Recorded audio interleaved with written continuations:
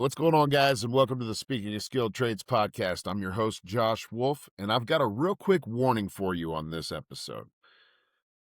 This episode is with 19-year-old Blake Bagheri. He's a heavy equipment operator out of Local 18, and he did a phenomenal job. In fact, I had him out here twice for an in-person interview in my studio, and the technology failed me both times. Actually, I failed the technology and Blake both times. So there's some echoes throughout. There's a spot where I had to actually splice some old audio in with some video. I hope I did it justice. I spent countless hours. I promised that this would be released today, March 7th, 2026, and I made good on that. I've been editing the heck out of this thing. But please listen to this young man's story. It's inspiring. He did a great job. All the failure on my part, Blake. I thank you so much for being here twice to get this done. Please enjoy Blake's story. Without further ado, here it is. Joining me in the studio is 19-year-old Blake Bagheri.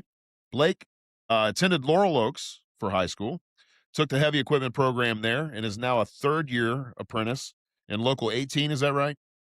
Local 18 Operators Union. And Blake, I want you to go ahead and start this off. Tell me about your earliest memory of running a piece of equipment, or what was the first thing that drew you to wanting to run equipment, and your earliest memory of this, what would that be? If I have to think back, I was probably 13 or 14, and dad came out and he was just like, I wanted some money, and he's like, you can get a job. I'm looking around, and I actually got a job at the one of our farms that my family is like close friends with. So I was working for the farm. I started there in the summer. I started out just literally mowing with a zero turn pretty much because I was young. They just wanted to see what I could do. And then eventually they started putting me in some of the bigger equipment. They had me running like tractors and stuff, just Okay. bush hogging and mowing grass.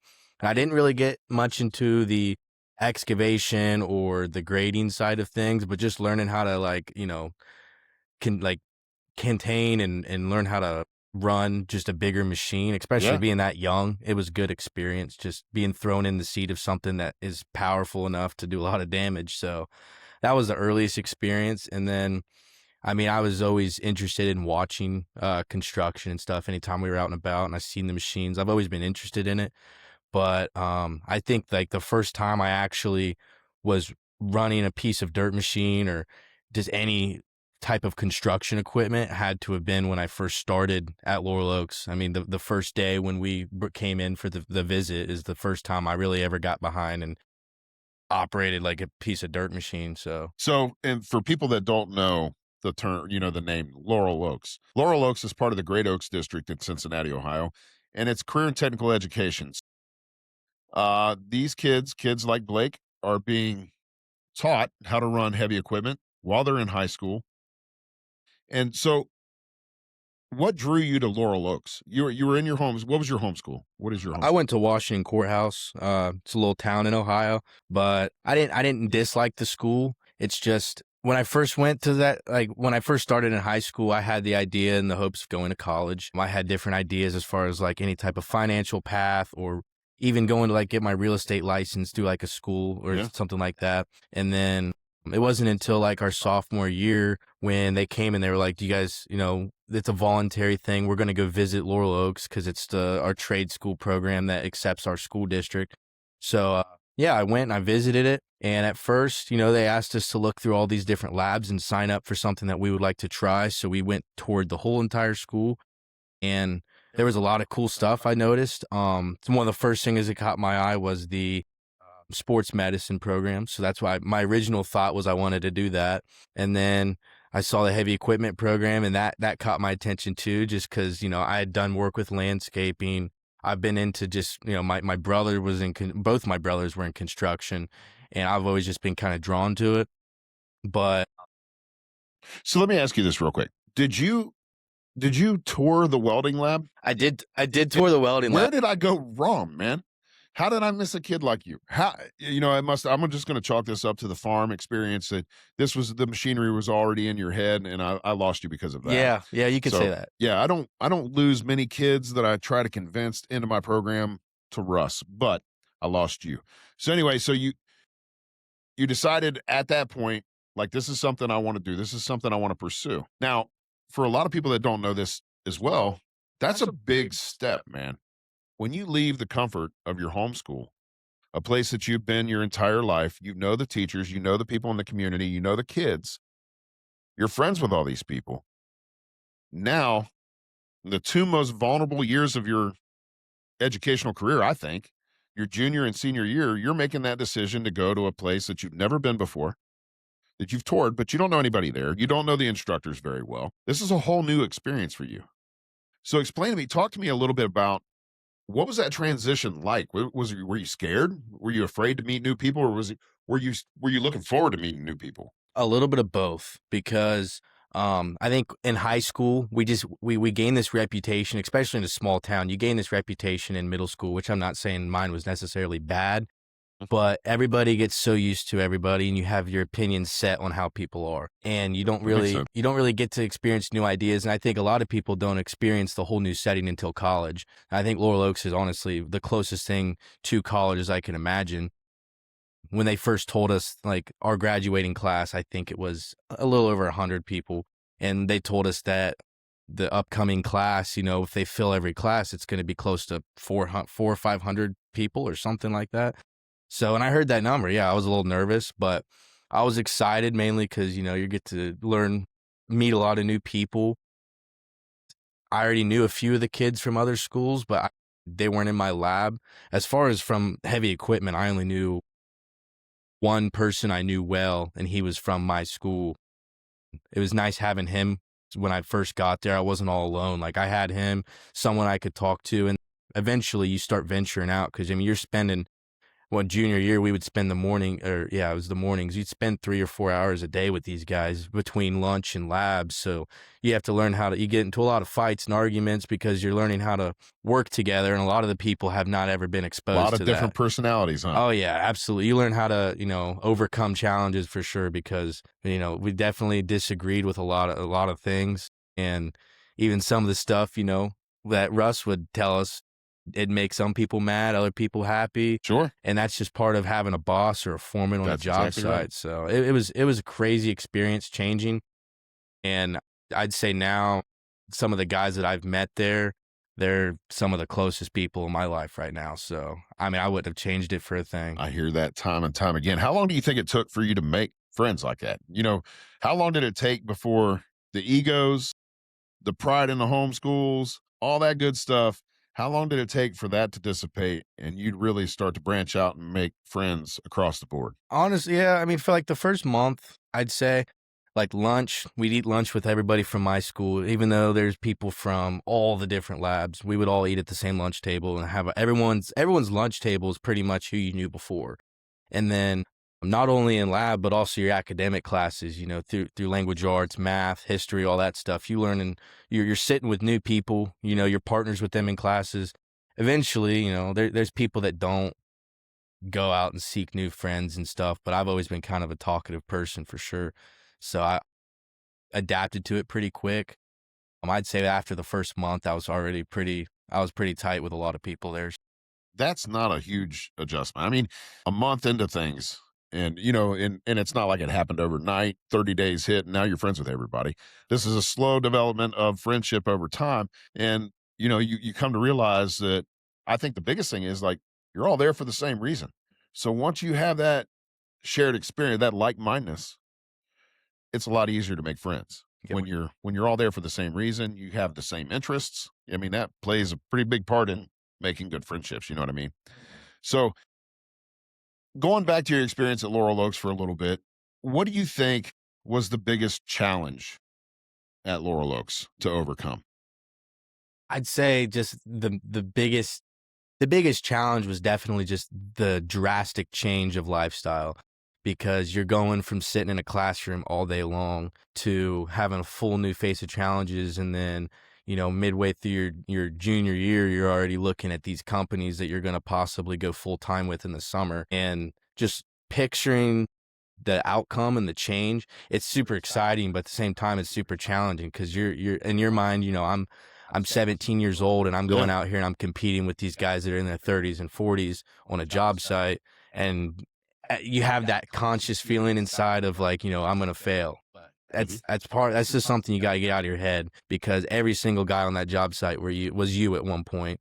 And the fact that you're getting in that early means that, when you get to that age, you're going to be one of the most knowledgeable guys on that site. Yeah, that's exactly That's right. that's definitely the hardest part, I would say, but there was a lot of challenges. I mean, that was the hardest thing. Okay. So, what was your experience with academics at Laurel Oaks? Did you find were they geared towards what you were going to do at the end?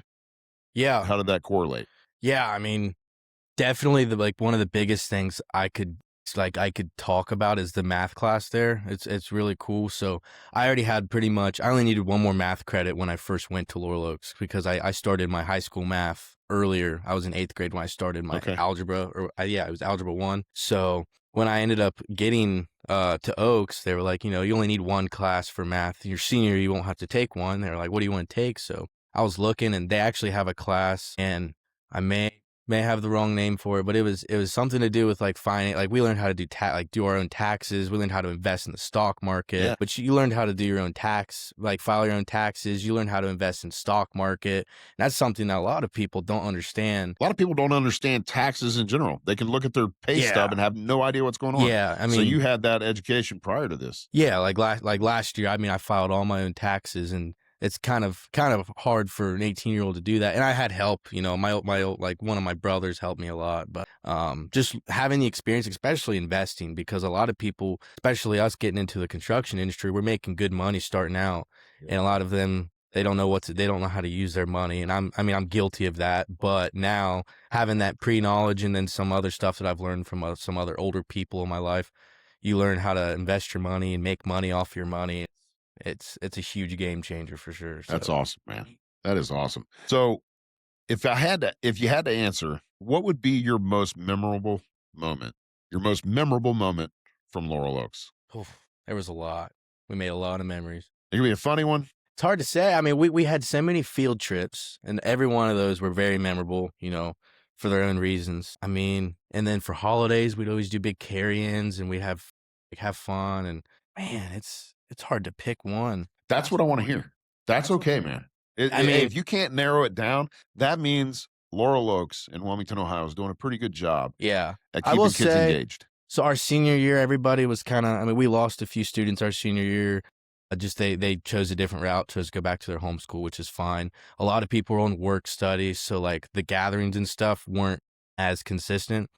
So if I had to pick one, I'd probably say like Thanksgiving or Christmas our junior year. I mean, it was pretty funny. Mr. Fromming dressed up as an elf and was riding around and stuff. It was a funny day, but we all brought in food, and I remember we were grilling out, hot dogs and hamburgers, and just relaxing, because we, to kind of congratulate us on what we've done for that semester or whatever. So absolutely, we call that celebrating success, right? That's what we label that as, and it's important, man, because I don't think people understand. Mr. Fromling works you guys hard. Yeah, he did. And so for him to give you an opportunity to sit back and relax and to gather is rare, and it means something, because he does work you hard. He works you as hard, if not more so, than your boss or superintendent would on the job site. Absolutely. Yeah. And he doesn't just, the greatest thing about that class, it was heavy equipment operations, but you learned so much more than that. I mean, we did a segment of, learning how to finish concrete and edge out sidewalk and stuff like that. And then we learned how to do, a lot of stuff, a lot of operators on the job, like even where I'm at now, even as an operator in the union, usually when you're an operator out in the field, you've got surveyors, you've got other teams that come in and they prep everything for you. When we were out there, we learned how to set up everything. We learned how to square off corners, make sure everything was, figure out our Pythagorean theorem to find our diagonal measurement for, digging out a basement or footer. We learned how to, get out and check our own grade, which is something that's kind of going away. I mean, not that I've been in it forever, but it's already, GPS is taken over. They just go up with a rover, they'll check it here and here. We set up, tripods and lasers, and we learned so much in that class other than operating. But operating was the basis of it all.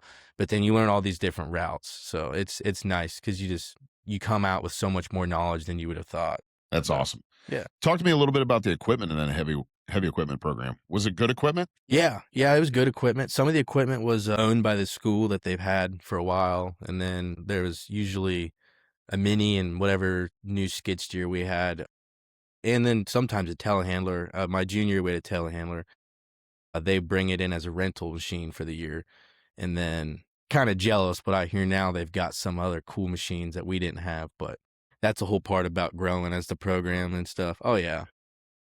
I'm glad we got experience on most of everything. I mean, we had a dozer, nothing that was too crazy big because it's kind of overkill. And honestly, Yeah, you're high school kids. oh yeah, Yeah, and we don't need all that. You do yeah, enough damage with what you have. yeah, we You don't need anything we bigger. had a like I think it was a D3 or a D4. It was a D3 or D4, which is I think honestly, especially the smaller excavators, you learn how to run them. I Mhm. think that they are harder to run than big excavators. Really? Yeah, Fromlin always used to say, "Higher horsepower hides a poor operator," and that's kind of true because the more power your machine has, it hides that finesse that you have to use when sometimes you're using a mini excavator and you're digging through some really tough dirt. Yeah. It's a lot harder to manipulate the dirt that you want it the way you want it to versus if you've got a lot of horsepower in your machine, you just rip right through it. That makes sense. And so I don't know anything about this. I'm not an operator, although I was a farmer for a summer, which pretty much certified me as an operator. I'm pretty sure.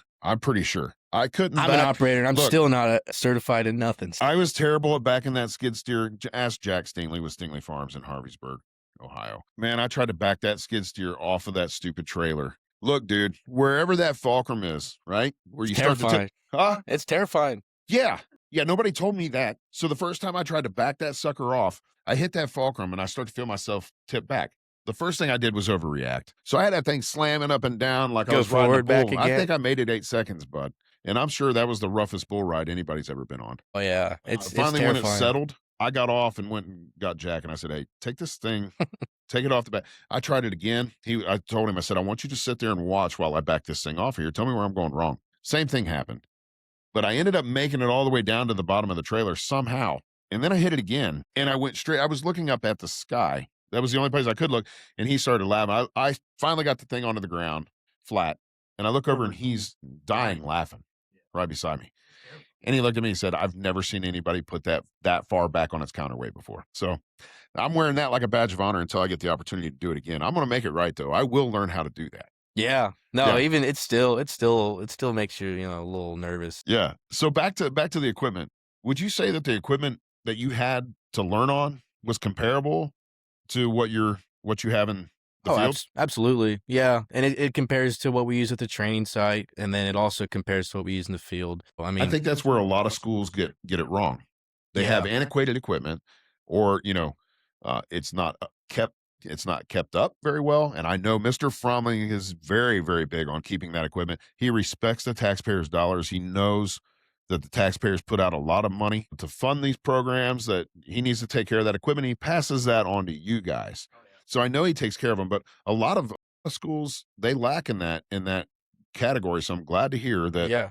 that's the same all the way. And it's doing, I mean, honestly, that's the only way you can prep for a future in a trade like that, is to have comparable equipment to what's being used in industry. Yeah. And another thing that Laurel Oaks did so well versus, and not to talk bad about any other vocational programs with heavy No, not at all. equipment, but I've talked to operators out of other schools, Yeah. and I ask them, like, what are the activities? What are the lessons you guys are doing in the equipment? And they're like, "Oh, we kind of do the same thing. We just kind of go out there and play, like, just move around dirt and do this and that."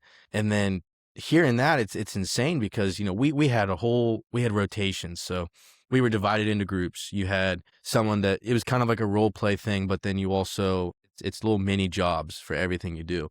And then we would also do some off-site work. We did a demo on a house and a barn and stuff. Is that pretty cool? Oh yeah, yeah. Did you get to knock the house down? Yeah, we got Dude, to I wanted to do that. we got so to tear it bad. up. Yeah, it was pretty fun. Did you take a chunk out of it? Oh yeah, we all did. Man, I really we got wanna out. do We that. got in the house and had a little bit of fun with it too, safely and everything. But Y'all, yeah, everything. Yeah, it was safe.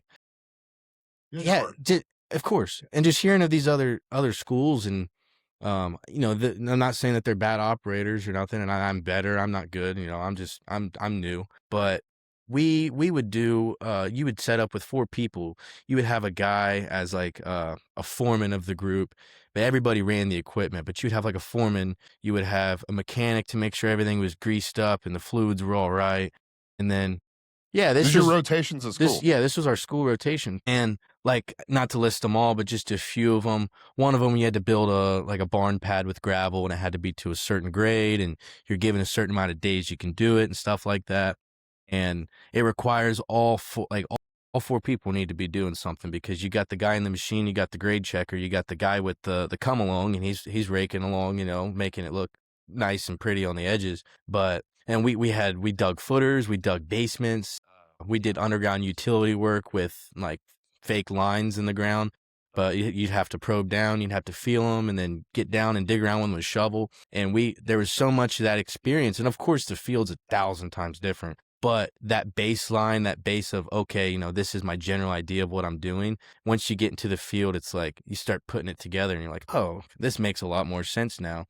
Rather than if we were just to go out there and build up a mound of dirt, shovel it, or, just push it around and stuff. You're learning how to run the machine, but you're not learning how to operate it. That's his biggest thing, is he wanted to make sure we knew how to, when we got out in the field, we didn't look like a bunch of, green, workers that have never touched a machine. So That's exactly right. He wanted you to compete against those 30-year-old guys that are that are hopping up into the equipment. Oh, yeah. He wanted you to compete. He wanted to put you ahead of them in job opportunities. I mean, that's a good instructor, right? That's what makes a good instructor. And then hearing what about your rotations and stuff like that, I know Russ is a phenomenal instructor. I've worked with him for 7 years, 8 years, something like that. I don't know, maybe longer. My gosh, I'm losing time. But he is a phenomenal instructor. I can't say enough about him.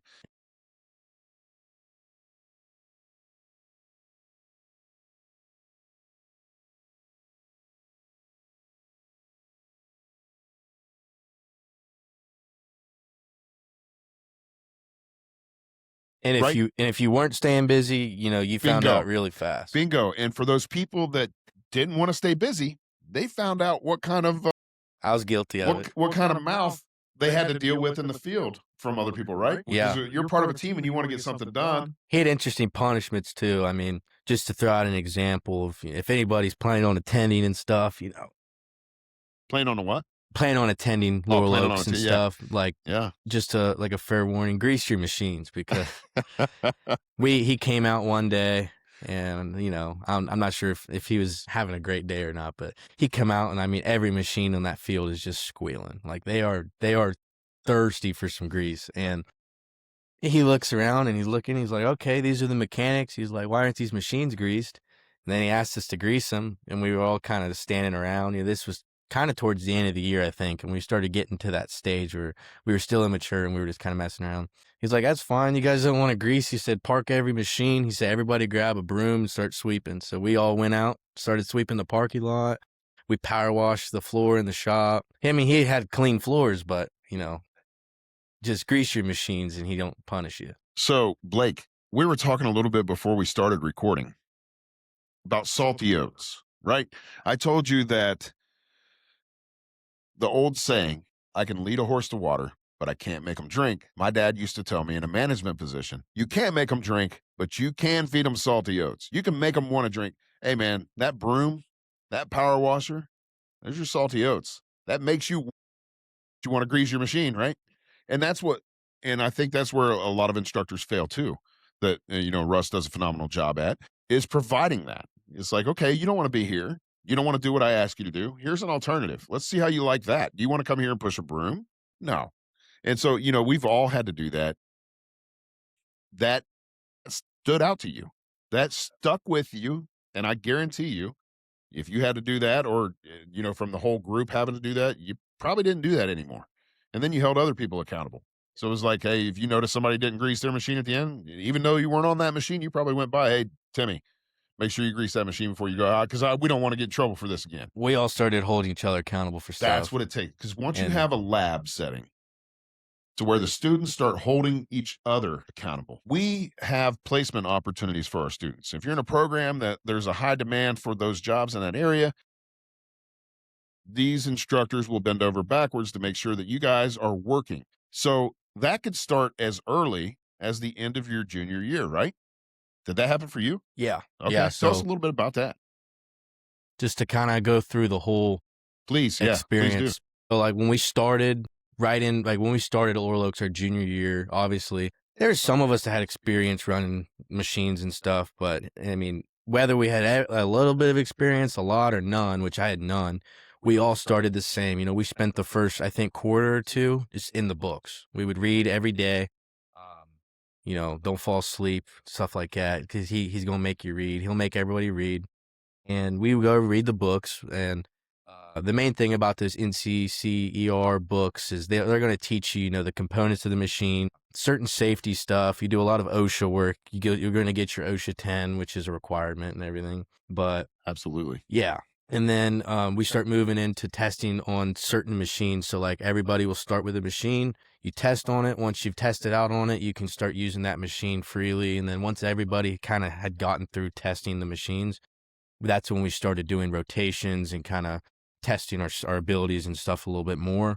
And then winter come and he started having companies come in because there wasn't much we could do outside. Now they have an all-weather building, which I heard is pretty slick, but we didn't have one at the time. I call that his little sandbox. Yeah, it's something like that. I told him that's like I give him a hard time about that all the time. They're nice. That's his playground. They're Keeps him super out nice. of the weather. Oh yeah, they're super nice in the winter when that ground's frozen up. But during the winter, we started hearing about different opportunities to be able to go out and work, and we started having different companies visit. We actually went and did field trips of our own and went and visited some of these companies. Like job shadow days or something like that? Yeah, and then we actually we were granted job shadow days as excused absences. So I actually job shadowed my brother who works at ODOT, and his line of work's cool and everything. And then I went and I didn't job shadow, but I went just to do like a visit and orientation thing with Synesis. Okay. And I was like, okay, I like this company. And what is Synesis? What do they do? so they do a lot of like bridge work, heavy highway. They like stuff to do with water. Like they've done dams. They built racetracks. Okay. They do a lot of stuff. The one thing that they didn't do a ton of, or I don't know if they did any of it, was like actual structural, like parking garages and buildings. Gotcha. So they were mainly on like the like water side of things, like dams, bridges. They've done a lot of bridges. I mean, a lot. Okay. Docks, Stuff water plants, stuff like that. Pipe work, and then they have an environmental side, and they do some demolition and stuff like that. So tons of operator jobs. Yeah, Okay. it's pretty vast, and going into it, I wasn't expecting to get an operating position, but kind of to also wait, you got a job there? Yeah. So I got a job there, and then to start off in our junior year, because we still all had all of our credits we needed to graduate. So I only worked 2 days a week, I believe. Okay. And then that was for a few months. And then going into summer, when we finished out our junior year, I went in full time. Wide open. Yeah. Wide open in the summer. Yeah. And you go from working those 2 days a week to now they expect you to be a big boy, huh? Yeah. You wake up for school, at 7 or 6:30, 7 o'clock, and it's all great. And then yeah, I think my first job was in Sharonville, which is a little over an hour away from my house. What time did you have to be there? Well, they were doing a lot of concrete, and they wanted every day the days that they were pouring, we would start earlier so we could get some of the pouring done before the sunlight came up because it was so hot. But so way different than your average school day. Oh yeah, I did. On average, probably waking up between. I mean, for the last 2 or 3 years, I've probably woken up between 4 and 5 every day.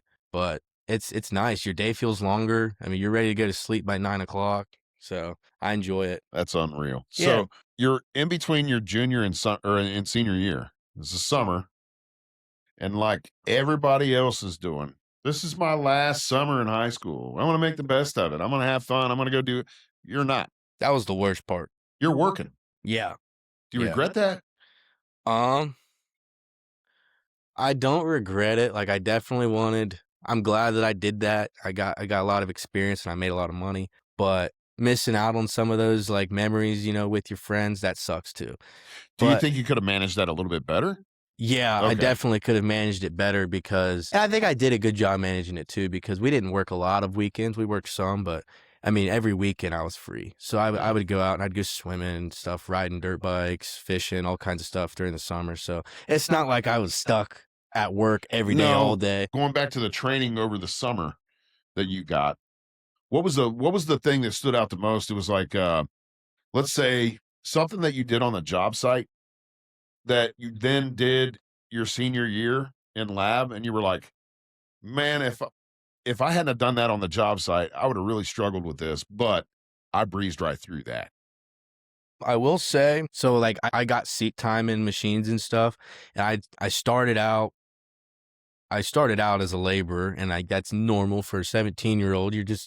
I was a labor hand, and I got kind of thrown around to different jobs and stuff. Whoever was short a guy, I think there was certain weeks I'd work Monday and Tuesday. I'd be somewhere in Kentucky, and then I'd go to Indiana on Wednesday, back to Cincinnati Thursday. Like there's days I would just go for one day to a certain job site, and then I got in with a foreman throughout. I think it was early summer, and I stayed with him for months. You know, we had a good bond, and he liked how I worked and stuff. So he started giving me a lot more opportunities because he got to know me.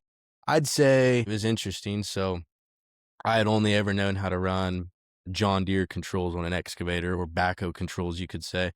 And we were on a job, and they asked me if I would start production loading out some road trucks, and it was a big stockpile. And I started, I was loading out, and I could not run. At first, they wanted me to go mash down a dumpster because it was a big excavator, and I did not know how to run this. And the controls, it was in cat controls, which I've never ran. So I asked him, I was like, man, can we change the controls on this? He's like, if you can figure out how to change them, you can do it. And I've heard of valves. I've heard of stuff on the screen. I could not find the switch to this thing. And he told me, he's like, time's ticking. He's like, you're just going to have to learn how to run cat controls today. And that was his goal. He wanted me to learn how to run, because cat controls are more, they're a lot more used in the like heavy construction industry. So I learned that day. I mean, I hit a truck probably 10 times. I got yelled at a few times by truck drivers. On the job before that, I was in an excavator. I actually it was the first day he was letting me run it. I tracked right over like a $500 impact, a half-inch impact, So you got to screw up to learn. That's part of it. But I screwed a lot of stuff up. How'd they deal with that? Oh man, my foreman. Exactly like you would expect them to? No. Honestly, like I was scared. I was kind of scared of everybody because I was young. But well, you're 17. Yeah. Working with 40-year-old men. Yeah. My foreman, I don't know. I walked up to him, and he's already having kind of a bad day, I could tell. And I walked up to his window. I held up an impact, and I was like, I did not see this. I was using the impact to take apart street signs, and I'm the one who sat it down. Oh, so you were involved all the way around. Yeah, I sat it on the track, and then I proceeded to track over it. Yeah, that's worse. Yeah, and I told him, I was like, dude, you could take it out of my paycheck. He's like, no, it's fine. And then he would mess with me about it, but he never yelled or nothing. But at a certain point, I think he didn't need to, though. Yeah, he knew I was mad at myself. Well, that's the thing. He knew what kind of a kid he was dealing with. There are those people, and I guarantee you, had you been one of those people that really didn't care, and he could tell, you probably would have heard it. Yeah, it would have probably went in one ear straight out the other, and somebody next to you would have been able to. I mean, he would have ripped you up one side and down the other. But he knew that you cared, and he knew that you were regretful. You were sorry that you did it. Even though it's not something you can be sorry, but again, he knew you were learning. Oh yeah. And that's important. I screwed a lot of stuff up, but that's part of it. I mean, there's guys that are in their 40s that still screw stuff up, so I don't beat myself up too bad for it, man. Yeah. But I mean, absolutely. A lot of it's funny stories to look back at. Like, man, I was an idiot, but I still, to this day, I still do stuff at work, and I'm like, oh, that was stupid. But we all do. That's part. We all do, and that's the thing. So to anybody listening now that's having thoughts on going to a vocational school or getting into a trade, they need to know that you screw up, and learning how to fix it is how you learn. Yeah. Right? Now, if you screw up and you keep doing the same thing over and over again, then you're an issue. That's exactly right. But if you can learn from your screw ups and learn from even questions, if you have to ask the same question 10 times in an hour, that's one thing. But if you genuinely don't know how to do something, they're not going to penalize you for it. They're just going to teach you how to do it. That's exactly right. And the other part of that lesson is to have some humility and actually care about your craft. And then when you do mess up, people are going to say, okay, you're a knucklehead, and here's why. Yeah. Don't do it again, and here's what you do instead. Mm-hmm. Right? So we look at it as it is a big deal. If we didn't say it was, then you wouldn't have any you wouldn't have any thought whatsoever about ruining a $500 impact. So it is a Yeah. big deal at the end of the day, but it's an expected big deal. Those happen. Yep. People are learning. We get it. So coming back to your senior year, you worked all summer long. Coming back into your senior year, you learned how to use cat controls, which you've been learning on John Deere controls at school. You come back in, and that's just another feather in your cap, right? That you're able to brag to your buddies about. I got these cat controls down now. That prepped you for that summer internship. Once again, did more and prepped you for that for the real world experience. Did you work for Synesis your whole senior year? Yeah, so like when we first go back our senior year, we do like a month in the classes because you got to prep for some final exams and stuff like that. And then I think it was maybe a month or two into my senior year, maybe less. I went back out, and then my senior year I was going 4 days working, and then I'd go to school in 1 day a week. So during that 1 day, I only had 2 academic classes to do. I would just go. I would literally go in there, and I didn't really have to get in there until I'd go in there at like 9:30 or 10 o'clock. So it was nice having that 1 day. Get a sleep-in day. Yeah, you get to sleep in. You get to go to like the school was fun at that point because you weren't at work. So you were glad you got to go see some buddies that had the same day as you. Going to school was kind of a break for you, wasn't It it? was. It was exactly. Yeah. So You hear that, Russ? Your placement students think coming to your program while they're on placement is a break. I You never gotta do said his something. class. No, Blake said that your class was a break for him. So pick it up. Anyway, go ahead. Glad you said that. No, but yeah, and then I did that all senior year, 4 days, into one, and then eventually, I had nothing wrong with Synesis. I loved everybody at Synesis, Yeah, but yeah, and I liked what they had going on and everything, but I wanted somewhere that I could further, dial in on just operating, and there was already two of our students that had went and joined Local 18, their apprenticeship, and they joined in the Christmas, or it was like right before Christmas, our senior year, they started over there, and they were actually going up there 4 days a week, and they were training. So they were getting ahead on training. They just couldn't work yet because Okay. to be worked and like signed up at the hall and work, you had to be 18. Gotcha. So Which you did not have to be working for Synesis, though, right? no, You didn't have to be 18. no, they Yeah. had, which they didn't when I was there, but now they have an apprenticeship. Like Okay. they have an apprenticeship type of deal where the pay is a little bit lower and stuff. But I got lucky. So when I was working there, I was making prevailing wage, which was the same as the guys that had been there for a while. So Can't ask for anything better than that, can you?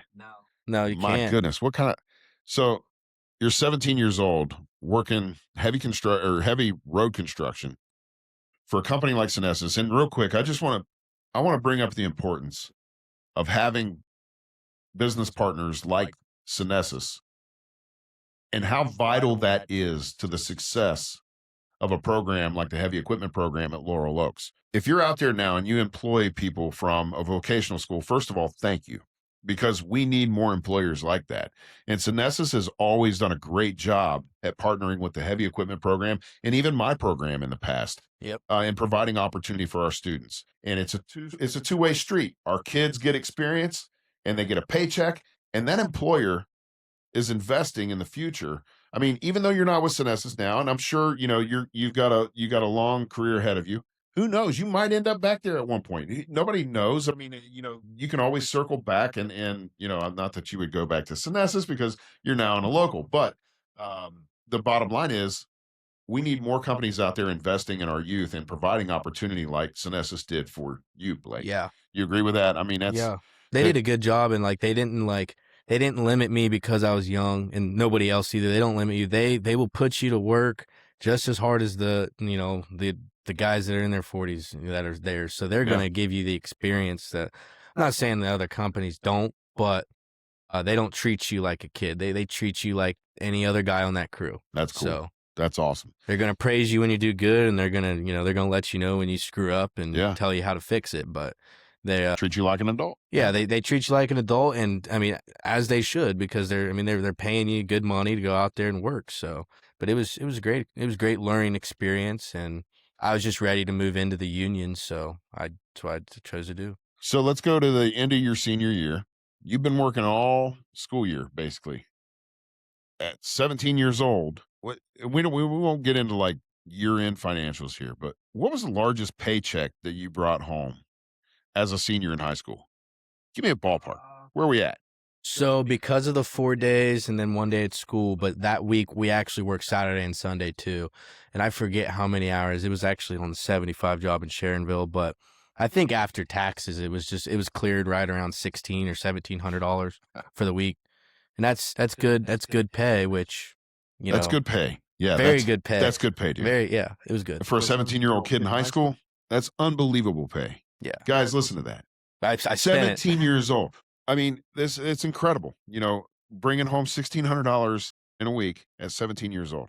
Yeah. That's a hardworking teenager's month. Yeah. Well, and that for an was average job. That was at, I think it was maybe close to 65 hours that week. So That's maybe unreal. 70. That just but- goes to show you how important career and technical education is, and how important it is for companies like that to provide opportunity. Because that taste right there, that's what kept you in the game, isn't it? Yeah, you start seeing money like that, and it's like, okay, I'm going to make that decision to go ahead and dive head first into this. So at the end of your senior year, you're talking to Mr. Fromling, I'm assuming, about opportunities that are coming up. And did he mention Local 18, or did you had buddies that were in there that they were? How did that go as far as making that jump from Synesis, graduate and go straight into the union? Are you planning this at that time? I mean, is this on I had your it mind? planned.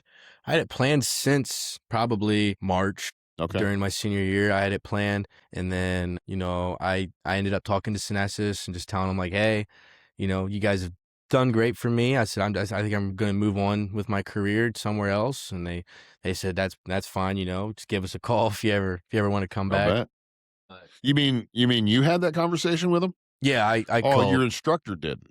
No, I You called did him. as a young man, had that conversation with him. Yeah, I was nervous Very good. too. I'll bet you were, but you need to know that. Yeah, because your instructor knows that. they gave me a lot of opportunity, and at a point you feel guilty leaving them, but I was just deciding what was best for my career, and I was gonna get started in the apprenticeship. So I joined into that, and then I think June is. So I originally went in, and luckily Russ has an ability of sending kids straight in with a letter of recommendation. He don't just send in the whole class, it's like a select few. Yeah.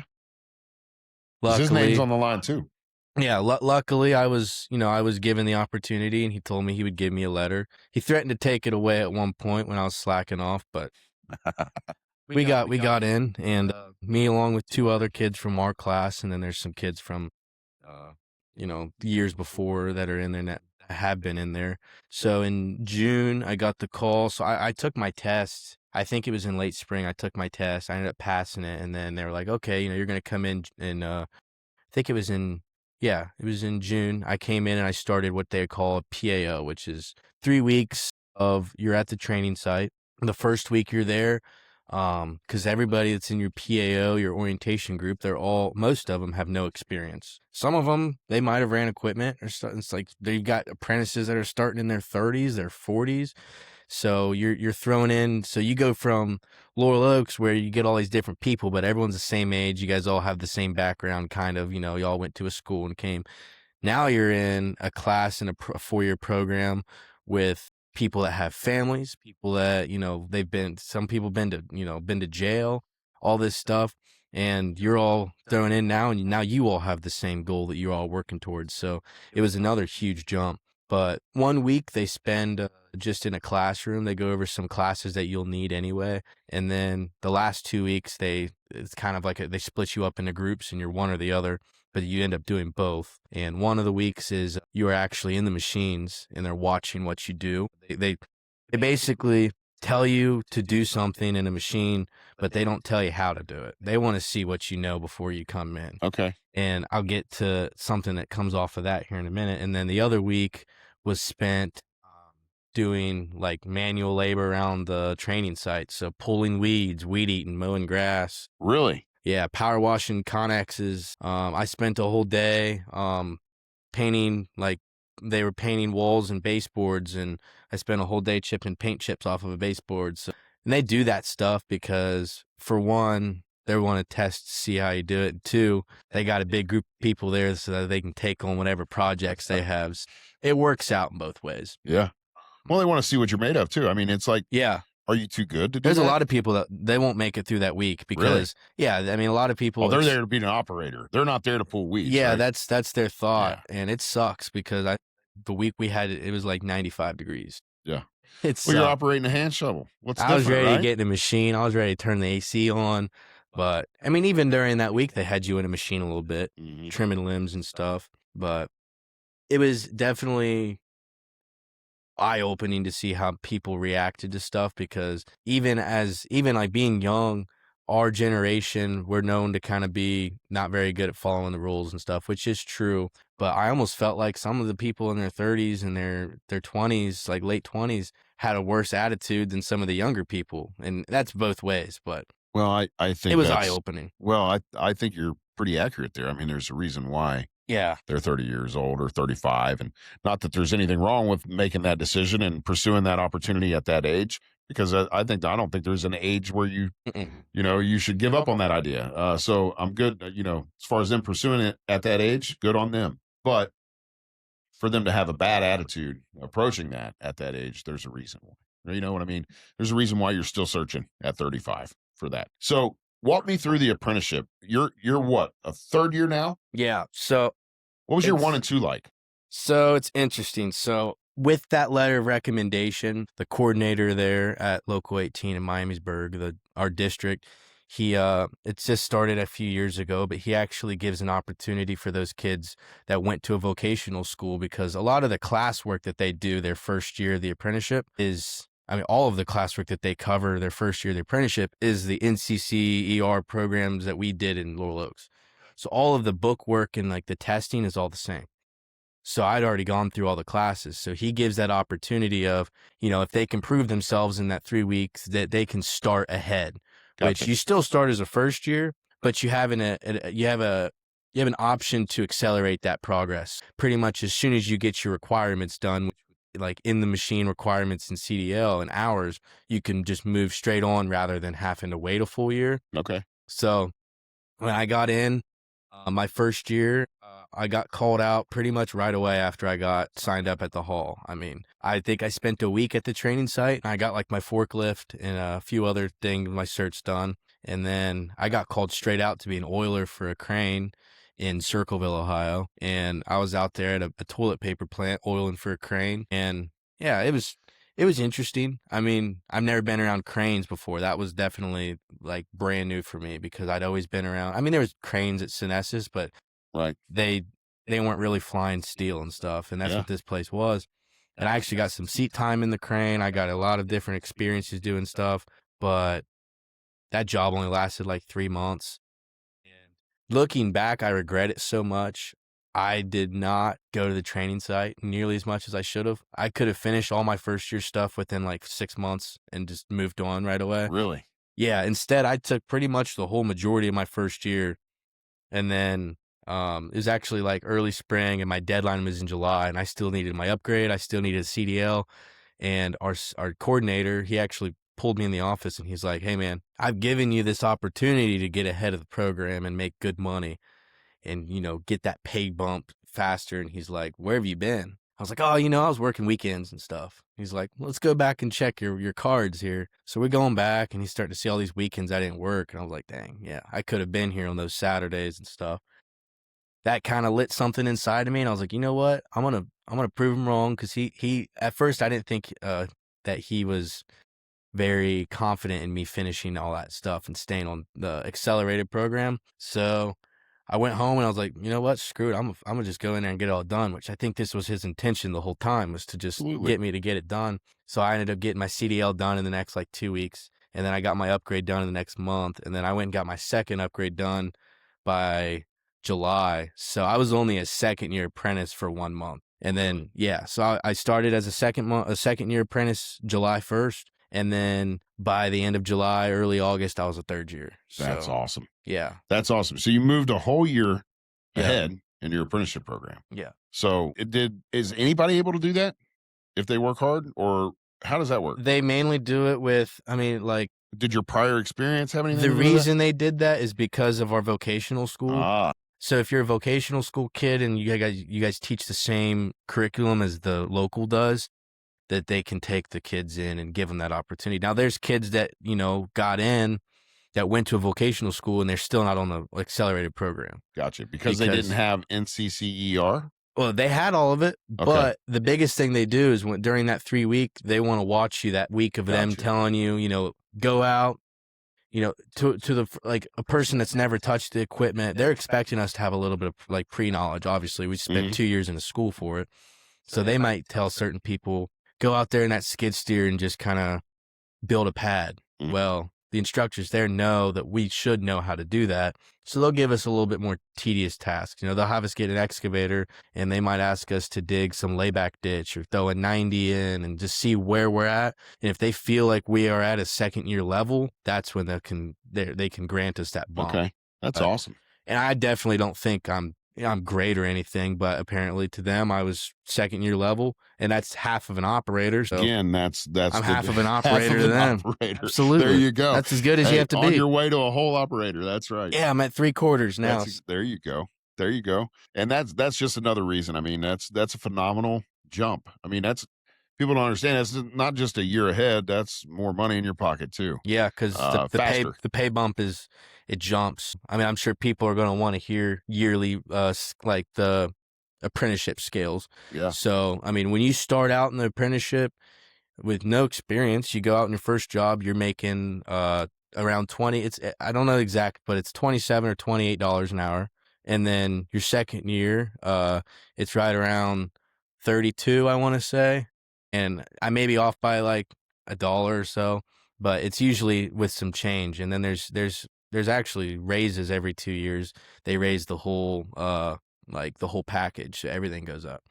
But it's actually it's gone up since I've got in already because they just redid our agreement this last spring. Okay. So, and then third year, like right now, I'm right around $37.50, $38. And then fourth year, you're touching into the 40s. And then our journeyman scale right now is sitting at like $46, I think, $45 or $46. So it's a lot of money. That is incredible. And yeah. So you're year 3, you're 19. Have you hit 6 digits yet? Yeah, actually this year, not this year, but 2025, I was actually blessed enough, and God gave me good weather, stuff like that for the job, and He blessed me with the job of letting me hit 6 figures this year. So that was nice. That is incredible. I learned really fast how taxes suck. But especially that different bracket, huh? You see that big number and you're like, yeah, that's nice. And then you look beside it and you're like, look how much you got to share with Uncle Sam. That's and it's how much I get. Isn't it? Yeah. Welcome to life, buddy. It doesn't get any better. Yeah. It doesn't get any better. And it's so drastic. Like just because you're third year doesn't mean you're gonna. I mean, I worked right around 3,000, 3,100 hours last year. Oh, wow. So, I mean, I think from Labor Day until the second week of October, we worked every day straight, Monday through Sunday, because, I'm at a battery plant right now working, and their main goal is hitting these deadlines and stuff. And when Honda and LG and these big companies want their stuff done, you're getting behind it. There's no excuses. It's getting done. So we were working 7/10s, we work 5/10s typically, but we were on 7/10s on and off for a few months. Just taking, and that was a challenge there. You're waking up on Saturdays, and you're like, man, this sucks. And then you wake up on Sunday and you're like, man, I'm ready for a day, just a day I can sleep a little bit. So, but it paid off. I wouldn't have been able to be where I'm at now. Now this year, I may get laid off sometime this year and move into another line of work like pipe or something, and I may only make half of that. So it's very drastic. You got to learn how to save your money so you can deal with those times where you're not making as much. At 19 years old, you've already found out that you need to be careful with your money. You need to be wise with your money. Yeah. Is it fair to say you're saving a large portion of that? Yeah. I've actually got plans in buying a house here in the next 4 to 5 months. So I've been saving up a long time for that, and not just not spending the money, but using that money again, investing it. Opening up high yield accounts, opening up CD accounts, Roth IRA, stuff like that. So I just don't want my money sitting still. It hurts me inside. Absolutely. Hey, rightfully so. And for everybody that's out there that wants to complain, and I know it's a problem. Housing is an issue. Housing is an issue, especially for young people. But for everybody out there saying, how in the world does a young person even buy a house nowadays? This Work is your it. butt off. That's exactly right. Work your butt off. This is exactly how it's done. Yep. Through an education that provides you marketable skills, puts you into a line of work that's gonna be marketable for a very long time. It's gonna allow you to hone your craft, to make more money, to grow in your craft, to grow in your profession. This is how it's done at a Mhm. young age. And a lot of young people get taken advantage of. And luckily, I'm with a great lender and a great real estate agent, and she's been educating me on a lot of stuff because as much research as I can do and talk to people, there's still a lot of stuff that they don't talk about that you got to know. So she's helped me a lot. My lenders helped me a lot, and I'll say another big thing is like being young. Try not to get taken advantage of by some of these big companies and stuff that are just trying to, they're just trying to get you to fall into that debt. Yeah. A lot of people, they'll go open credit cards and not understand how to keep a credit score good. So having having a good credit score and working your butt off and making some money, it's not as hard as you would think to it. It's actually easier to get a house loan than a car loan. Yeah. Like Absolutely. it really is. And I mean, there's a lot of people just they don't look hard enough. Like there's houses out there. So I'm still looking. So I don't know how well that information is done for me. I'm still looking. There's a lot of rough houses out there Oh my for gosh, for a lot of money. yeah. Right. Yeah, the starter homes that I had when I was your age aren't the same. Mm-hmm. I was in a very similar situation. I mean, I had I had vocational training that led me to a really good career. Right out of high school, I was making excellent money. Mm-hmm. And, I was a homeowner with 15 acres at 20 years old, which you're headed straight for that same scenario. Yeah. But it was more obtainable when I was your age. I will tell you that. My biggest goal with the house is to have that equity built so that when I'm 25, 26 and I'm ready to start a family or whatever it is, I can actually go out. Like what I want to do is I'd love to go build a barnuminium on like a nice 10-acre plot of land. Well, I can afford to build the barnuminium. I just can't afford the ground that's under Oh it. my So gosh, you're telling me. there's the difference. And it's hard to get. You can't get a new construction loan with no equity. It's Right. it's pretty much impossible. So that's my goals. This kid's got it figured out, guys. I'd like to build up some equity, and obviously, it's easy when it's said and put on paper, and it's gonna be a freaking challenge, and I'm ready for it.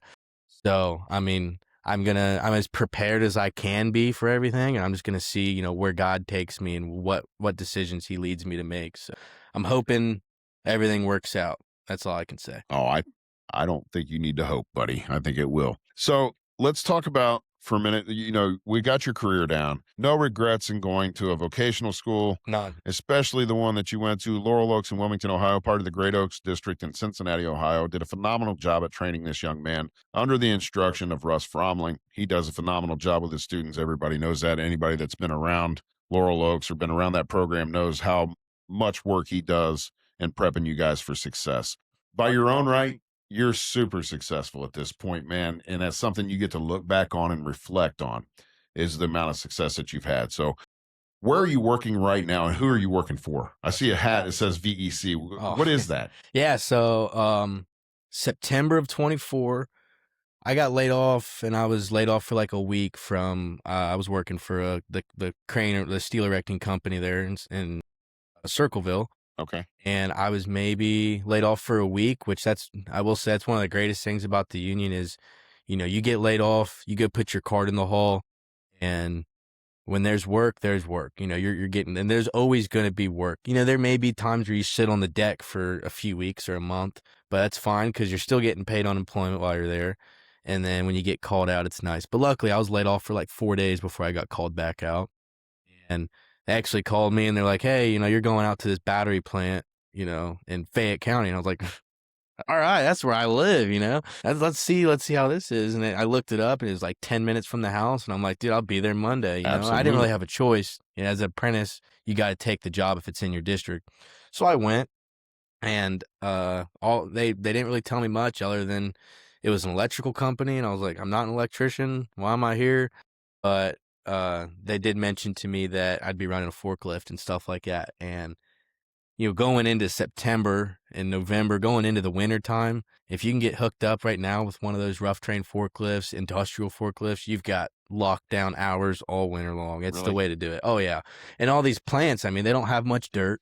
I went out there was dirt and gravel still, but now, I mean, I've been there since September of 24 and I've gotten really close with the guys I work with and everything, but they are an electrical company, but they do just about anything you can imagine.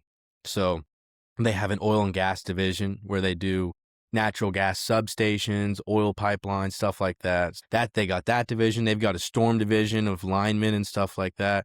And then they've got a low voltage that they can train some of their younger like kids in schools and stuff like that with data and fiber optic. And then they've got high voltage. I mean, they've got everything. And what they're doing at that battery plant is they're actually doing a lot of the, which I may still not know everything that they're doing in there, but they had a contract. They were doing a lot of lighting inside. And the main thing that they've been out there is for actually low voltage stuff is Wi-Fi, data. So they've been putting in data racks and a whole bunch of fiber wire and stuff like that. So I'm more of just I unload trucks. I bring them stuff. You know, there's 2 floors in this plant, so anything that they want up on the second floor, I'll pick it up there. I've got all the connexes tracked down. I go to the connexes, you know, with a labor or something. He'll throw whatever I need on my forks, and I'll go. So I'm pretty much just support because they all work inside. And I'm outside by myself pretty much all day.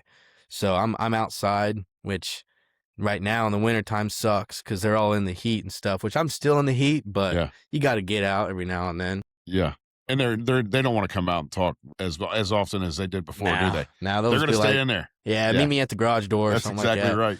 And I tell them the same thing. I'm like, I ain't walking nothing in. You can come to the garage door.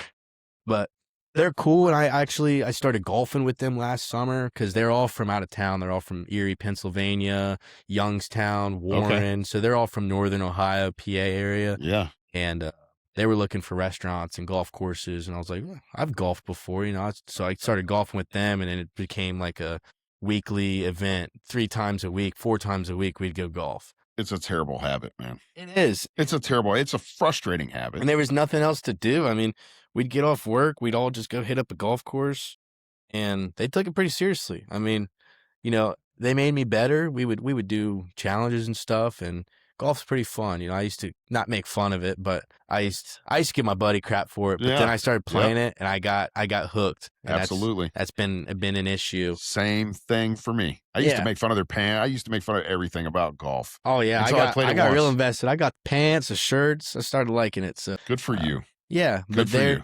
They're a really good company. They're actually family owned, managed. So, and they're pretty big as far as how wide their work stretches. So there's a lot of opportunity. Yeah. Okay. So as soon as this job's over, I'm actually going to get in touch with he is the vice president or the superintendent or something of the oil and gas division. So that's my goal. And they're pretty on board with letting me try to move into getting on an oil and gas crew. So that's my goal. I would say that anybody in the decision-making department hears something like this, an interview from a young man that speaks as fluently as you do, with the knowledge that you do at such a young age, I wouldn't think that would be a hard decision to make. I would pull you up anywhere you wanted to go as long as you were growing with my company, man. And that's what it takes to be valued as an employee. That's what it takes to keep moving forward and make more money in the future. And in your position, stay employed.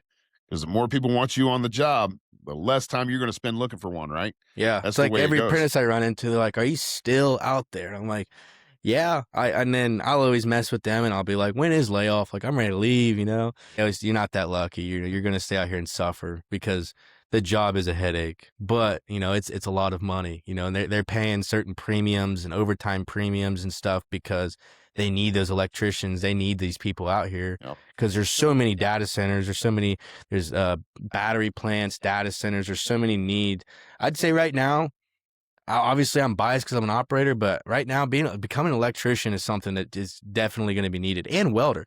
There's so many welders out there, electricians, even I forget what they're called. The guys that work in like they work on the machines inside of the plants, like rigging and doing rigging and stuff like that, or like working on the actual millwrights. Millwrights. Okay, yeah, I forgot the name of them, but those guys. Okay, so not moving the machines in and out, but the guys working in the facilities. Yeah, at certain points there was a few thousand electricians out there, like 4,000 or 5,000 electricians. I mean, probably 500 some millwrights, and I may be wrong with that, but the electricians, you know, at this point of the plant, it's all there is. They're all electricians. Yeah, and look at that, a job security in the skilled trades right there. With your whole life ahead of you, is there anything about this technology age that scares you or makes you think twice about what you're doing? No, luckily, our local, they're definitely aware of, even as operators, AI. I mean, there's AI integration through our equipment all over the place, and they're aware of that. What kind of stuff are you seeing? So a lot of the stuff stems from, GPS has been around, and assisted GPS has been around, and even fully automatic GPS where the dozer does everything for you.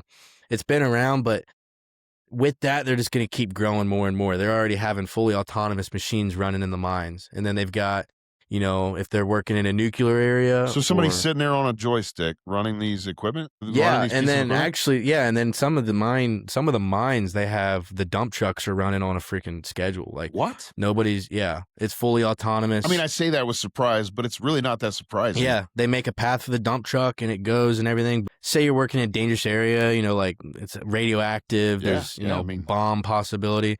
They can actually now, we watched videos on it. I haven't got to do it myself yet, but they've got trailers that has a simulator in it set up just like you're in a machine, and you can run a machine in real life, but inside of a trailer 4 or 5 miles down the road. Wow. And you're running that machine you got screens all around you and monitors and everything's completely remote control from, it's like you're playing a video game at that point. So you're not worried about this taking your job because no, they're teaching us Local everything. 18, yeah. The union is trying to protect you. First of all, they're trying to protect you by making all this technology have to pass through your hands, right? So whatever's being done on the job site, you and the members are in charge of. You're operating that technology, whatever that is, and that's to protect your job. And you're not scared of AI taking your job. You're looking forward to the time where you can walk out to your living room and run a piece of equipment sitting in your recliner, right? That'd be kind of crazy, yeah. But I don't think that's too far-fetched in the future. No, it's not. And if you don't have it programmed to do it itself, I mean, you working remotely is not a far-fetched thing. Mm-mm. And, I just took my GPS class I think it was in November, or maybe it was a little bit before then, but I took my GPS class there, and, we went through all the machines. We learned how to program everything through Trimble, through Earthworks, all that stuff. And then he showed us, the big future, which is surprising because it's not really heavy equipment, but it's these drones. So they've actually got drones. So they've got drones that are, they're worth between $60,000 to $100,000, some even more. No, not like the one I got in my basement then. No, these drones are about the size of this desk, and they've got these drones that they can go out, and they're set up through a receiver that's connected through satellite, and you're connected through all the satellites through a GPS. And that drone can actually use a certain camera that can map out a whole entire job, which then can be sent straight to the computer and I may be a little wrong on the process, but this is just from what I took, straight to the computer of an engineer. That engineer can draw out the whole job and everything how he wants to. And then from there, he can send that data straight to a dozer with its Earthworks, Trimble or whatever in its side of it. And you got the whole job on a screen right in front of you. Same with the all of your grade already programmed into that material or into that machine. All of the benchmarks and everything, which you go make a benchmark. As far as say you're running a pipe job, which that's kind of simple, but say like a parking lot and you got to cut in a slope for a parking lot. It tells you the slope, gives you points to mark out, and everything's set up off of another hub. So, and there's still a lot I don't understand about it, but I got a really good understanding during GPS class. And actually, you get it close enough. You click fully auto, or you just click autos, and you take your hands off, and you put the dozer. You say, you put it in forward. It's going roll forward. That blade does everything. You can sit there like this, and that blade, read a good novel. That blade will make it perfect. Like more, yeah. And what in the world? But an issue is a lot of the new operators are depending on GPS to be a good finish grader, and one of the instructors there at the train site, his name's Jason. He's a good guy. And he told us, he said, he's like, you don't know how to fish. Yep. So they're big on teaching us how to run the machines before.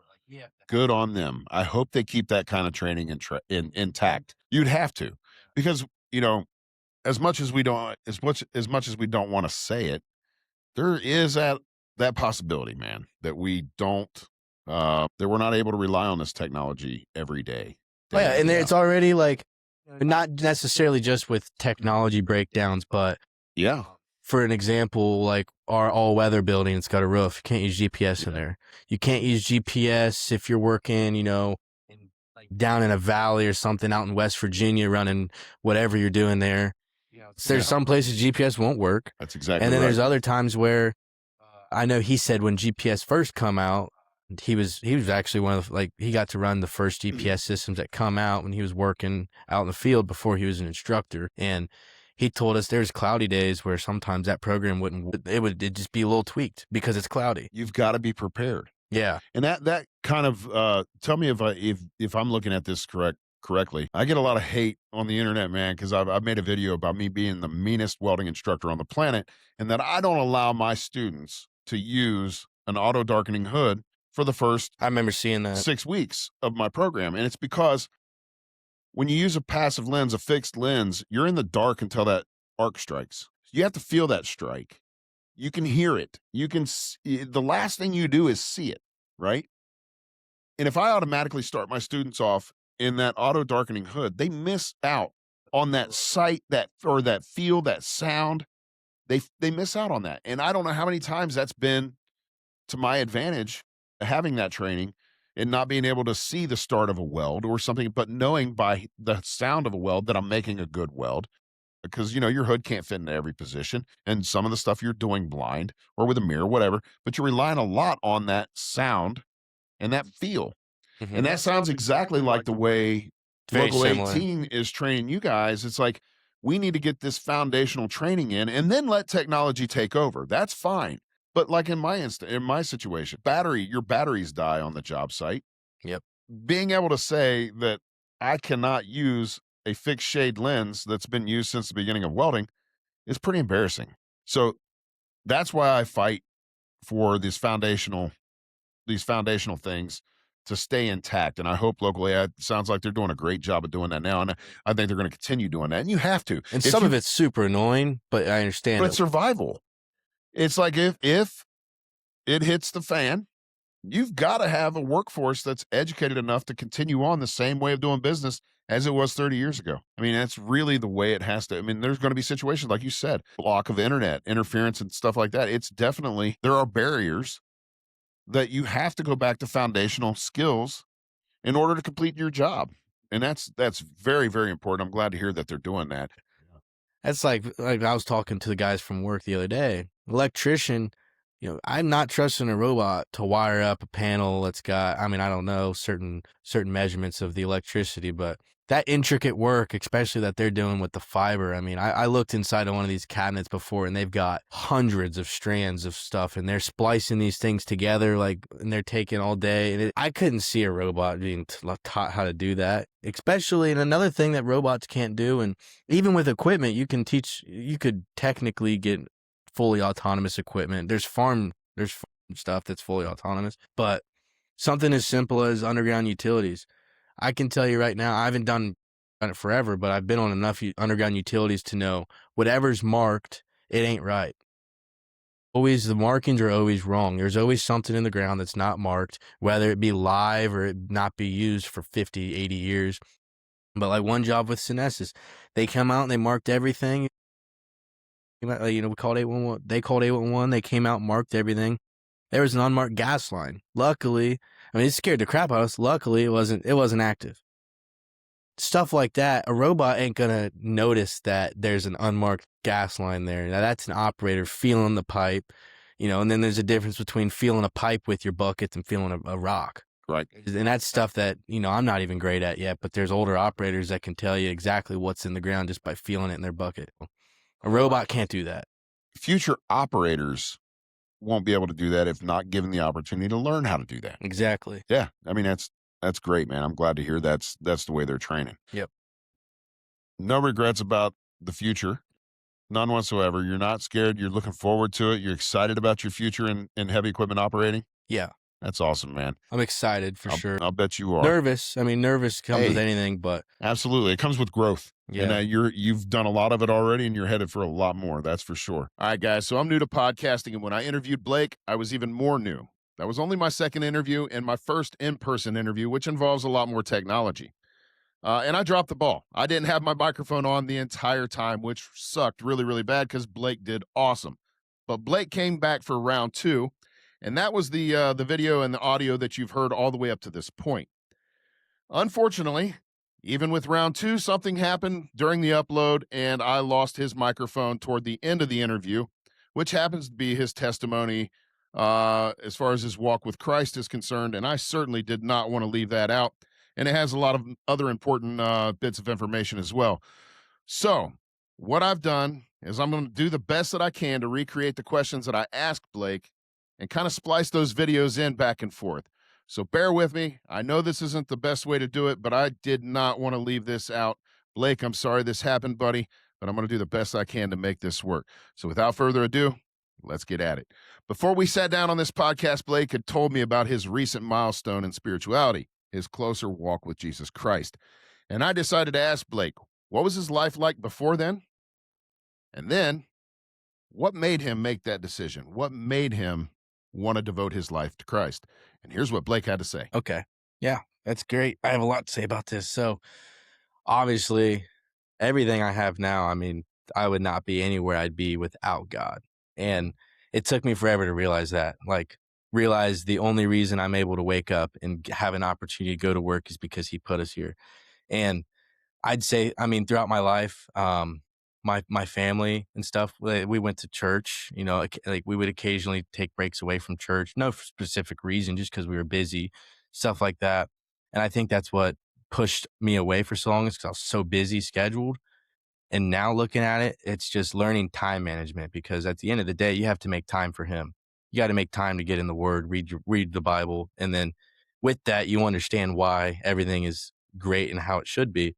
But honestly, so a year ago from now, last winter, I lost my great aunt and uncle, and they were really close in my life. All through my childhood, I mean, I'd go out there 3 4 days a week, every day. You know, every week I was spending out there, and they were in their late 80s, early 90s when they passed, and they passed for natural reasons and sicknesses, which I thank the Lord for it. Yeah.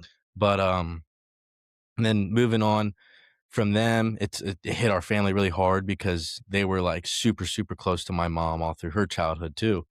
So our family struggled for that all year. And then I actually have a friend, and we were, I spent a lot more time this year getting into some new stuff. I started golfing a lot, and I was hanging out with this one guy from school that golfed a lot too. And his family's big into Christ, and his grandpa was a pastor and stuff like this. So he'd been around it his whole life. He lived to him. I mean, he's the closest liver to the Bible I've ever met. And he had asked me a few times questions about, what I thought of it, but he was never, not ever pushing it on me, trying to force me into something, obviously, because sometimes that doesn't work. A lot of people don't want to be forced into doing something. I'm not saying I was always against authority, but I didn't like being told what to do. So that one friend, we would occasionally have talks about it. And then even my girlfriend, we've been together. Actually, today marks 2 years for us. Her family's religious. I mean, she goes to church every Sunday. And she was even like telling me how, it could be better for our relationship. We got to look more towards God. And at the time, I had this false perception of church, of being, everyone's just going to kind of put on a portray of how great their family is, and all like they want money. And that was just the devil trying to tell me what to like stay away from, like a reason to stay away from it. And well, she talked to me for a while. And for one story in specific, it was midsummer, and me and my friend, we were coming back from golf, and we were in there and having a deep talk. It was a long drive, 30 40 maybe hour drive, because we went all the way to Dayton. And he was like, hey, I got a question. He's like, I don't want you to answer me or nothing. He's like, I just want you to think about it. And because I was showing more interest towards it, because all those little seeds that get planted, it starts to trigger something in your head. Like, if everybody wants to devote all their time towards this, it's got to be worth something. So he asked me, he's like, would you drop everything you're doing now and move towards the way of God? Would you live your life through Christ? And at the time, I was in bad habits. I was into constantly partying and stuff like this. And I sat there that night, and I was like, I didn't even have an answer for him. I was like, dang, right now, this second, I was like, I don't think I could give up what I'm doing. Like, I mean, I'm having fun. I'm giving myself that pleasure. And then few months move on, and my girlfriend she would plant that seed here and there. And then big it kind of split the world, but Charlie Kirk that passed away, or that was assassinated, I should say. But that lit something inside of me. And then going on social media for the first 2 days after it, I was trying to go to a political battle with every single person. I was starting arguments and this and that. And then one morning I woke up and I was like, I had this weird feeling. I was like, something, I'm not doing it right. I'm starting all these fights over something that's not meant to be fought over. And it caused so much division. And at this point, I think that the political part of it was just to cover up the spiritual part of it. And then I started thinking like, man, I've been watching him for a while, and he also kind of was encouraging me to move towards it. And then Bryce Crawford, another Christian TikToker, and he has a podcast too. And then it moved on a little bit further. And then I woke up one morning and like I just had this sense to reach out to somebody. And I was like, man, who do I talk to? I've got my sister, I've got my girlfriend, but I want to talk to a dude, like a guy that would maybe understand it. And then I remembered the last name Truex, which is our senior pastor now at our church. But he had done all the youth stuff my whole life. After football games, we'd go to the church for fifth quarter and we'd go there. And at the time, I was just going to hang out with girls and, have free slushies and stuff. And then for whatever reason, and I knew his daughter all throughout high school, and something was telling me to text her. Like, you need to reach out to her and see if there's something, if there's like someone you can talk to, something like that. So I did. I texted her, I told her what I was feeling, everything. And she said, you need to text my dad because 2 weeks ago, he just started a young men's Bible group. I was like, at this point, I'm like, God is literally slapping into my face. And he's saying, if you don't follow this now, you're gone. Like you're lost. So I texted him and I showed up that Sunday and I was nervous. I was like, man, there was only like 4 of us in there. So you heard Blake say that he was really nervous about this Bible study. And I can relate. I'm one of those people. I feel out of my element when I get around other people that have been part of a group for a long time and I'm new. I understood that. And I wanted to see if he was going in the same direction I was. So I asked him, why were you so nervous, Blake? Here's what he had to say. I was nervous because I felt like the guys that were in there already had it all figured out. Yeah. And I thought they were going to be, perfect in what they do and everything. I knew that I wasn't. I never sat down and opened up the Bible and read, like, honestly. And I went there and I opened up to those guys and then they started opening up and I'm hearing what they're going through it. I'm like, dang, they're in worse situations and some of them are better, but like there's guys in worse situations than me. And I'm sitting here complaining about certain things. And then since then, there's been a few Sundays I haven't been able to attend, but I've been there every Sunday since it started that I can. And I started going to church and like now I'm sitting down, I'm reading the Bible and it's been doing so much for my life. I mean, it's helped me and my girlfriend. I mean, our relationship wasn't bad, but it's given us something to base our relationship off of. Like I made it clear to her. I'm like, if I'm going to do this, I'm going to do it the right way because I'm the person. If I do something, I'm going full fledged into it. And there's certain things that I cut out of my life. And me and her agreed, we're going to start basing our relationship off of him. And it's helped us a ton. And now I'm realizing why I've gotten so much success. And then another unfortunate thing happened during Christmas. My dad's mom passed away, my grandma. Another natural cause, sickness and dementia and stuff. So we went out there and just spending time with her. And I was just like, man, like right when that happened, I'm like, I don't get it. I'm like, I've changed my life around. I'm following you. And then I lose another family member. You know what I mean? And then I realized I was like, you know what? I asked about it in Bible study. I was like, what do you guys think? Like when family member dies, like, I don't want to blame God, but at the same time, it's like, I don't want to know who to blame. And they're like, no, he's not the person to blame. He's like, he's God's going to bring you hard comings. He's going to bring you challenges. He's like, but he's also going to give you everything you need to get through it. So I've been hitting the Bible hard, talking to my family about it and we're making it through it. And it's been hard on my dad, but you know, he's the answer to everything. And it took me so long to realize it, but I'm glad I'm here now. I was terrified because the first idea, me and another guy in my Bible study, he's a year younger than me, but we were kind of both in the same boat. Family's been religious, but we've never committed. And one day at Bible, it was actually, I texted him one night and I was like, "Hey, have you ever been baptized?" And he's like, "No." I was like, "Would you want to do it?" And I was like, I've been thinking about it, and I was trying to, for some reason I was convincing myself I have to be more knowledgeable before I do it. And then I watched a really good movie, Jesus Revolution, and I watched that, and then I watched a few other movies, and I'm realizing I talked to my pastor, and he's like, "No, there's no wrong time to get baptized." And I was like, "Okay." So I planned it. It was in November when I planned it, and I made it for my girlfriend and I have been long distance, so we met online. That's a whole nother story, but, um, so she lives in Tennessee, and she was coming to visit for Christmas, and I was like, "Man, I want her to be here for it." Like, that was the biggest thing I wanted, and I didn't tell her about any of it. It was complete shock to her. All she knew is that she was coming to church to see my church and stuff, and, originally I was like, "Okay, it's baptism. I'll go up there.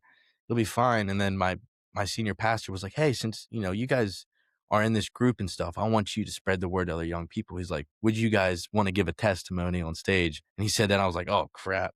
I've never I've never done that." I was like, "I've never even said anything." And I went up there. I was a mess. I started tearing up and stuff, but it was probably the greatest day of my life that day. And my girlfriend, I mean, she was probably a little mad at first, but now she looks back and loves it. But literally, as soon as he started saying that he had some people getting baptized, I kind of tapped her and I was like, "Merry Christmas." And I walked up there. So she was all torn up. I look out, she was crying. Parents were crying.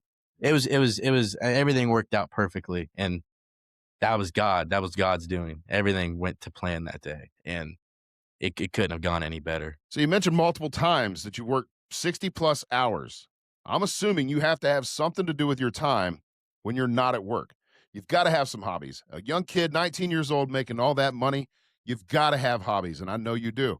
Let's talk about some of those. What are they, Blake? So, you know, this like earlier this summer. So I mean, another reason I like the company I work for, they're all out of town. They're all from Pennsylvania and Youngstown area. They're all from Northern Ohio, and that's where the company's based out of. And they were down here, and I got to know some of the foremans and the project manager and stuff. And he's like, "Man, they all like to golf." And I'd golfed and stuff here and there. And I was like, "Okay." They wanted to see, they wanted me to take them around different golf courses because they don't know this area. So, um, we started golfing, and we would do these, it'd be like, groups of 8 of us.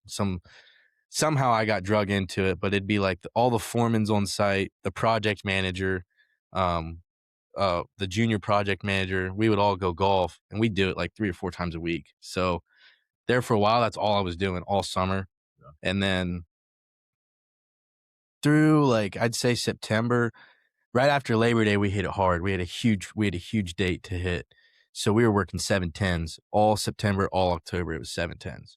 And I mean, I was enjoying it. I was making a ton of money, but I started realizing how much it changed, like, my everyday of just not having anything to do. I'd come home from work, and I'm ready to lay down and go to bed. And that was like a month or 2 of that. And then I was like, "Man, I got to start finding something to do." So I started, um I'd play some video games with my buddies. We the new 2K came out this year, so I've always played basketball, so we started playing that some, and some Netflix series and stuff. But then I fished a lot more this year. But then come cold weather, got into hunting season, and honestly, I haven't even been deer hunting this year, but the waterfowl has taken over. My buddy James, he told me, he said, "I'm warning you." He's like, "You're going to start this." He's like, "You're not going to be able to stop."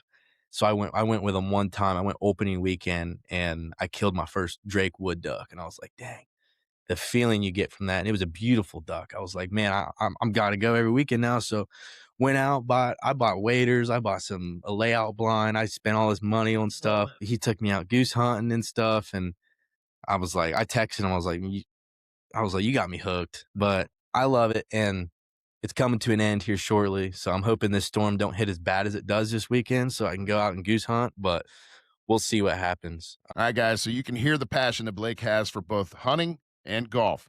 So I decided to throw him a curveball, and I made him pick one. And I framed it up real good, too. I asked him if he had to choose between the perfect day on the course. I'm talking 65 and sunny, teeing off at 10 a.m. when the dew's just burning off the greens, light breeze, and you're shooting 4 under. Or nice crisp morning, the fog's just settling over top of the water, the decoys are out, nature's in full swing, and it's just tranquility, time to think, and you bag your limit. Which one would you pick in that situation? And here's what Blake had to say. Honestly, I don't know if my answer will change in the summer. And it would be actually, I should say golf, but it's not. I'd rather be in the cold every day. I'd rather it be, January all year and go hunt every day. But I would, if I had to pick one of the over the other, it'd be hunting. Just because even if I go out and sit for, 4 hours, 5 hours in the morning, go sit in the evening, I don't see a single bird. Just being outside, like even with golf, you're outside. Like I just like being outdoors. So It's hard to mess up hunting. it really is. Yeah, because I still go out there with a buddy or a few buddies, and oh yeah, and now that I understand everything, getting baptized, reading the Bible, I'm starting to realize, like, man, God has given us all of this. He's given us these birds. He's let us go out here and enjoy our time and feed, people, rely on hunting to feed their family. And this was first year I tried wild duck, and I'm not gonna lie, it was really good. So I'm ready to kill some more, but we only got a few more weekends left. So All right, Blake, so I got some rapid fire questions for you, buddy. Tracks or tires? tracks, wide tracks for specific, especially on dozers. All right, man. So when you're operating those pieces of equipment, I'm assuming that these things have some Bluetooth connection. If so, what's rocking in the cab? It changes from machine to machine. I will say that, but yeah, I mean, if I'm in a dozer, just bulk pushing some dirt, big piles and stuff. I mean, I'm blasting some rock, some maybe some rock country and stuff. But then I'm trying to get rid of it because it's not the greatest type of music. But I'll occasionally throw in some rap music. I listen to every genre there is. I mean, even some white girl college party music. I might have that playing too. It depends on the day. So sometimes that country music gets you tired, but sometimes you bring in some high pop music and stuff. It's good. All right, man. For lunch, are you a gas station, hot dog, and Mountain Dew kind of guy, or are you packing that lunch? I'm a big packer. Yeah. Save the money. A good packed lunch, especially out there because there's so many people at the job I'm at. Yeah. You're better off packing. You ain't going to get out and back in time. All right, buddy. So you mentioned that you like to play video games on your downtime. Is it war games or sports games? I was always too nervous and too anxious for the war games, and I got mad too quick. So it was sports games for me. What about you? Both. I mean, I play honestly, it's kind of, I have Farming Simulator. I like that game too. But go to NBA 2K, some basketball, and then Call of Duty. Pretty big in Call of Duty too. Okay. Used to be, not as much anymore, but I used to play a lot of Call of Duty. All right, Blake, what do you like best about your job? What's the best thing about being an operator in Local 18? Doing something different every day. Never on a set schedule. You mentioned before. What kind of advice do you have for that young person sitting at home that thinks they might want to do something like this, but really doesn't know? They're kind of hesitant. What would you say to them? I mean, you don't know if you like it until you try it. And obviously another big one is just the career. Your family's set for the rest of their life. You're set for the rest of your life, and you've always got a job. So that's what I would say. Job securement is a huge thing.